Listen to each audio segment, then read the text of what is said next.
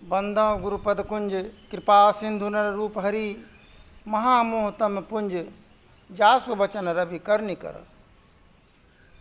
सभी धर्म परायणी माताओं एवं बहनों, सभी संत महापुरुषों के चरण कमलों में श्रद्धा भक्ति सिद्ध प्रणाम अर्पित। मेरा मुझ में कुछ नहीं, जो कुछ है सब तोर, तेरा तुझको सोपत क्या लागत है मोर। मानव का परख कैसे होता है। कोई इंसान इंसानियत के राह मार्ग पर चलता है, सभी के साथ उदार हृदय स्वावलंबी विचार के साथ चलता है। कोई कटु विचार, अत्याचार और जुल्म ढाने में लगे हुए हैं।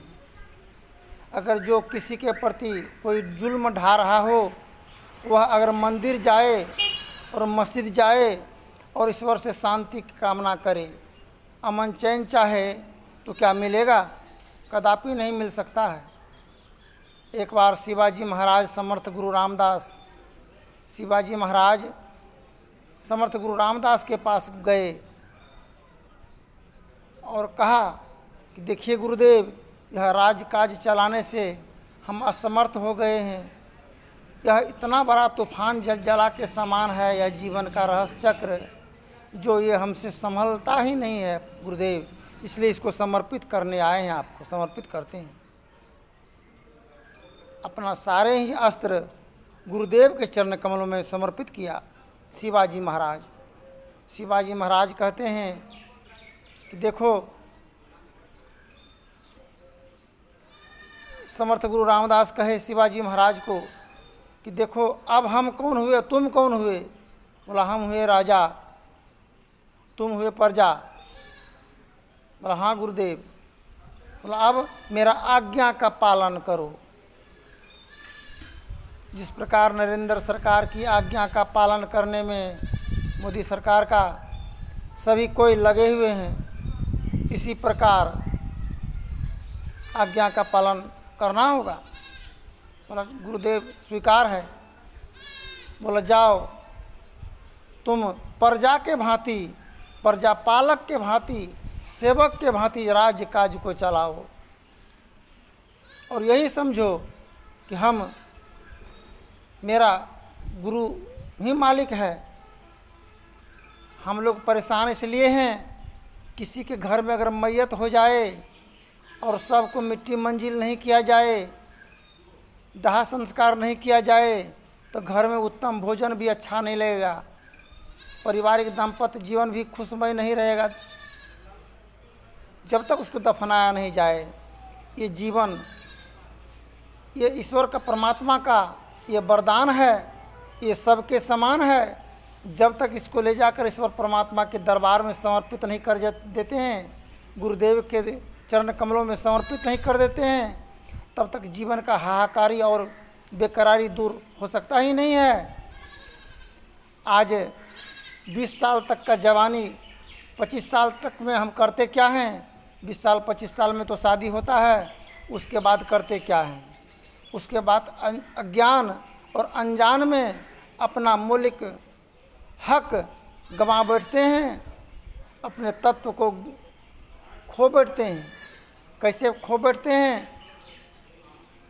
कि किसी के घर परिवार में अगर नहर पक्ष की आदमी की वर्चस्व अगर लागू हो और अपने पति को, अपने दामाद को जंतर दे और वो झागुनी करवावे अपने पक्ष में करने के लिए, तो कितना हो बड़ा गृहस्थ जीवन और पारिवारिक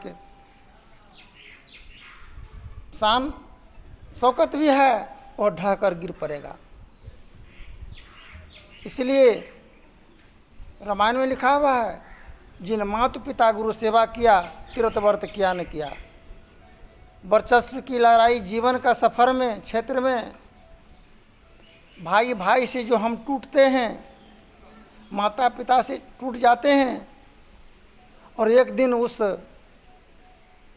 का वह दुर्गंजन होता है जिसका कोई जवाब नहीं है। एक दिन उसका जनानी उसका बेटा, उसका ही जन्म दिया हुआ बेटी, सभी जब तिरस्कार और अत्याचार जुल्म का पहाड़ जब टूटता है, तब सुमरन करते हैं, हे ईश्वर परमात्मा अब हमको चैन सुकून दीजिए, शांति चैन दीजिए। शांति चैन कैसे मिलेगा? आप तो सब दिन पाप किए हैं, लोगों को तिरस्कार किए हैं, अत्याचार किए हैं, जुल्म ढाए हैं, तो शांति कैसे मिलेगा? चैन कैसे मिलेगा? चैन पाने के लिए इंसान तो गलती का पुतला है और गलती हो ही जाता है। चैन तभी मिलेगा जब अपने आप को हम स्वीकार करेंगे, मेरा वजूद क्या है, हम आए हैं कहाँ से और कौन मेरा पालनहार है, कौन मेरा रक्षक था। आज हम किसको रक्षक मान करके बैठे हैं? अगर कोई भक्षक को रक्षक मान ले तो क्या उसका चैन कभी मिलेगा, शांति मिलेगा? इसलिए जहाँ का जो राजा होता है, जहाँ का जो बादशाह होता है, उसका ही कानून होता है। माता पिता के घर परिवार में उनका बादशाह है तो उनका पिता है, माता है वो बादशाह के समान है, उसका वचन चलता है। बाल बच्चा अगर उस पर प्रहार करता है, वह लाठी न उठा सके शरीर निर्बल होने के कारण, किंतु उसके अंतर हृदय से जो आवाज़ निकलता है बद्दुआ का, श्राप का, वो बौछार बन करके पड़ जाता है। उससे न बेटा ही अमन चैन का जीवन जी सकेगा, वो रोगग्रस्त हो जाएगा।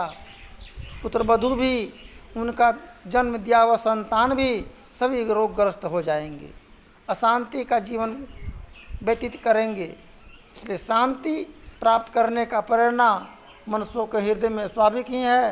प्राचीन काल में ऋषियों ने इसी प्रेरणा से प्रेरित होकर इनकी खोज की और इनकी प्राप्ति के विचारों को उसने वर्णन किया। इन विचारों को ही संत मत कहते हैं। शांति प्राप्त करने का प्रेरणा मनुष्यों के हृदय में स्वाभाविक ही है। प्राचीन काल में ऋषियों ने इसी प्रेरणा से प्रेरित होकर खोज की है। आज हम लोगों को भी इसका खोज करने की ज़रूरत है। कोई शिक्षक अगर पढ़ाने के क्रम में बीच में अगर पर्दा डाला हुआ हो और शब्द के द्वारा विद्यार्थी को पढ़ाया जाए और अक्षर को बताया नहीं जाए, तो क्या विद्यार्थी पढ़ पाएंगे? ठीक इसी प्रकार हम लोगों के नाम के पर्दा लगा हुआ है, बीच में रूप का पर्दा है, जातिवाद का पर्दा है, मजहब और पंथवाद की पर्दा है। इसीलिए हम लोग कितनों को कह दे, सत्संग में कहे, मिलाद में कहे, कहीं भी कुछ भी कहे, कोई असर नहीं होता है।